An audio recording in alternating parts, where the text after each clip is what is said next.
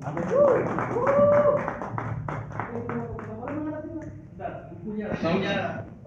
Penasihat, izin Pak Awam, mau ngasih itu. Ini ada olahraga dari kami Bang. Kebetulan penulisnya ada di sini semua.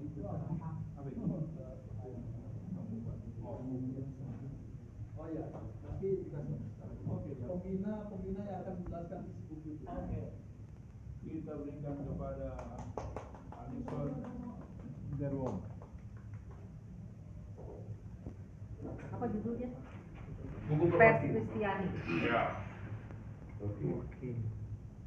Semua saya terima loh. Ya. Jangan lagi kalian Bang. Bang Nixon, Ya. sedikit saya mau menjelaskan buku apa ini. Buku ini kami terbitkan ketika Perwamsi berusia 17 tahun.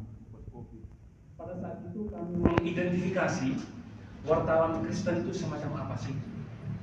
Kami menemukan bahwa pers Kristiani adalah pers yang dikerjakan oleh orang-orang beriman Kristiani dengan spiritualitas Kristiani pula. Dan karena itu mereka harus berpihak pada orang-orang yang terpinggirkan.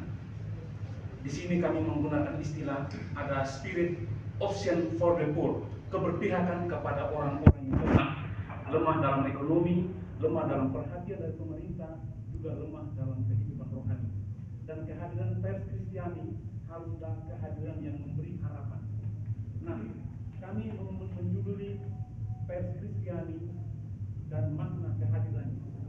Kehadiran pers Kristiani pun harus jelas, tidak hanya asal hadir.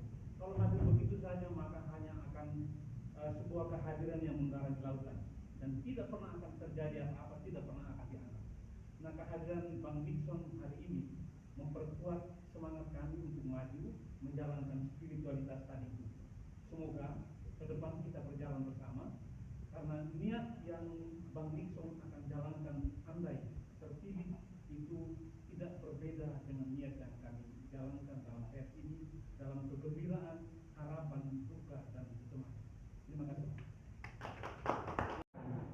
Kenapa saya katakan hari yang bersejarah? Saya masih ingat waktu beliau ini pimpinan redaksi majalah Bonani Pinasa. Beliau ini waktu itu jadi sekjen PIMSI, Persatuan Intelijensia Muda Sumatera Utara Indonesia. Ya, beliau ini pernah dulu menyampaikan ke saya, kapan bisa kita adakan acara di PGI seperti Natal. Ternyata ini baru terwujud. Waktu itu disampaikan ke saya 2002, ternyata baru terwujud 12 tahun kemudian, ini 2024. Jadi ini sejarah.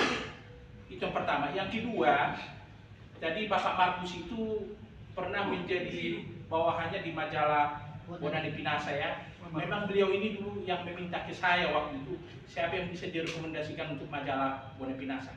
Memang kita waktu itu yang memberikan. Kemudian yang berikutnya, jadi saya dengar juga bicara soal dukungan. Ini beliau ini 3 bulan yang lalu sebenarnya sudah mengajak saya bicara. Ada grup WA yang dibikin beliau ini, Sahabat Nixon Nababan. Kalau memang sepakat ya teman-teman mungkin bisa dimasukkan di situ. Di situ diupload berita-berita perkembangan, bagaimana hubungan komunikasi dengan tokoh-tokoh Muslim di Sumatera Utara. Saya kira sudah dikunjungi semua. Perlu kita tahu, jadi tidak berulang-ulang lagi informasi ditanyakan seperti yang tadi. Tokoh-tokoh Muslim di Sumatera Utara yang kira sudah pernah dikunjungi dia. Dan saya kira sepakat ya, kalau dibilang mendukung, siapa lagi yang mau kita dukung? Ada yang saya lihat saya tidak usah sebut nama ya. Ada yang mulai digaung-gaungkan sekarang kader PDP untuk Sumatera Utara, tapi menurut saya tidak pas. Tidak usah sebut nama deh, kok saya sebut nama di sini ya. Bisa dicari dia. Ya. Dan tidak salah nama beliau ini juga sudah digaungkan. Kita sepakat mendukungnya. Kita doakan siapa lagi yang mau kita dukung kalau bukan rekan yang pernah profesi kita. Walaupun beliau sekarang sudah bupati, ya ini barangkali satu-satunya yang tidak pernah ganti handphone, yang tidak jaim. Ya, sebulan yang lalu kami di kantor Narwaspi ya berbincang mulai jam 3 sampai jam 9 malam, sampai 2 kali makan. Dan yang membayarnya bukan Narwaspi tapi beliau. Pas kita mau bayar, beliau langsung bayar. Jadi maksud saya ini pertemuan tidak sekali di sini Pak Nixon. Kalau perlu di mana kami mau diundang sambil nyanyi-nyanyi, Pak Pendeta juga boleh diundang nyanyi. Ya. Pak Pendeta punya kafe loh. Iya. boleh kita undang. Jadi kita berdoa dari gedung ini menjadi sejarah tanggal berapa sekarang? 27 Mei 2024. Bapak Nixon kita doakan, kita dukung. Kiranya kehendak Tuhan yang jadi beliau jadi gubernur Sumatera Utara. Dan yang mungkin perlu saya sampaikan ya, yang perlu sekarang kita bangun opini publik ya. Inilah calon terbaik, bukan yang lain-lain. Ya, opini publik kita bangun. Jadi saya sepakat dengan yang dibangun framing tadi oleh Bapak Bapak Gemen itu. Jangan wakil gubernur Sumatera Utara lain menurunkan kelasnya Pak Nixon. Harus kita bangun framing ya. Sumatera Utara 1. Itu harus kita framing, kita bentuk opini publik minimal melalui media kita masing-masing atau melalui media sosial kita. Media sosial hanya melalui Facebook ya, misalnya kita punya followers misalnya 2000, mereka bisa membaca itu sangat berpengaruh. Jangan kita anggap main-main. Moga-moga nanti alumni Sumatera Utara juga di Jakarta juga bisa dilibatkan. Dan termasuk salah satu upaya yang kita lakukan ini, saya sebagai sahabat juga ya, salah satu upaya yang kita lakukan melalui grup WA yang kita punya, baik itu seperti hubungan marga di kalangan orang Batak, grup gereja, sudah kita share semua, termasuk grup komite masyarakat Danau Toba. Itu banyak tokoh-tokoh itu dari muslim, mantan pejabat, mantan gubernur ada di situ, minimal bisa kita gaungkan.